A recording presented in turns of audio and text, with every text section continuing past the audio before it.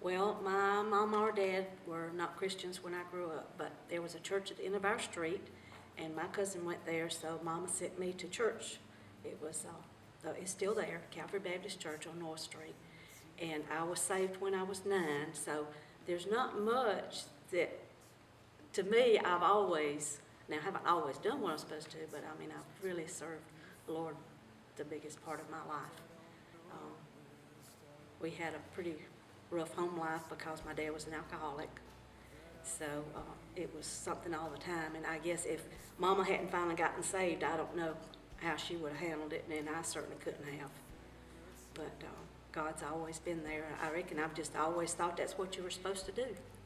I was sent to church to learn about Him, and that's what we did. Well, you know, when you start that young, I guess things just, when I hear enough people tell about all these things that happened to them, all these things they went through before that, I didn't do a lot of that. And that, I don't mean that to sound like I'm better than anybody else. It's just the fact that God has always been a part of my life as far back as I can remember. And like I say, as I got to be a teenager now, I had a few little things, you know, I thought I wanted to smoke, and so I sneaked and smoked. Of course, my dad smoked Camel, so I had to smoke Camel. Anybody knows about cigarettes, that's about the strongest thing you can have. So one of those did me in, and I decided I didn't want to do that. I just thought I did. And, you know, I'd sneak out sometimes out of the church we were going to, had a basement, and some of the kids would sneak out down through the basement and out the back door to go out to the Nutty Sweet Shop, which is still there. No big thing, you know, but it was a big thing to my mama, because when we got back to the church, and we thought we were getting back before church was over, and when I opened that door, she was standing right there. So I didn't get much right then, but when I got home, I knew I didn't want to do that again either. So I about come to the conclusion that Mama was really in touch with God, and He just let her know everything I was doing that I wasn't supposed to do. And so most of the things I did, it was about a one-time experience. There was a tent revival right down the street, actually down where the Wellington Park is now. We used to have our egg hunt and all that at. And my dad got saved then, and so they started the church here. They knew the pastor here, and they started in the summer. Well, by then I was already playing the organ at where the church I was going, because the pastor's wife had played and they were transferred, and nobody was there to play it. So 2 or 3 people just kept insisting that I play. I said, I've never even sat down an organ, so what makes you think I can play it? But anyway, they paid for me to have a month's lessons, and so that's where I started. Mom and Dad came here, and then I had a friend who asked me to come with her on a Thursday night to a youth choir practice, just to be with her. And I met her brother, who has been my husband for 49 years. That's when I started, so next month will be 50 years that I've been playing. When I started out, I was asked to teach a junior high Sunday school class as an assistant, so I taught once a month. I was 17, so I taught Sunday school here for 32 years. And I've had missionettes. I've been a sponsor. I did Royal Rangers, the Straight Arrows, and I don't know how many years of that, Bible quiz, WM President and Secretary and Treasurer for years, and a little bit of everything. Did the bulletin when it was that old lithograph thing that got you purple all over when you got through with it. You know, you didn't know what you'd been through. So it's always something else to do. And it's always a joy to me. It's a privilege to do anything I can do. I said I want to narrow it down to just the last few years, which is anybody here's cancer now, you know, the first thing they think. It's just a devastating thing for a doctor to look at you and say, you have cancer. My 40-year-old daughter, my oldest one, was told that.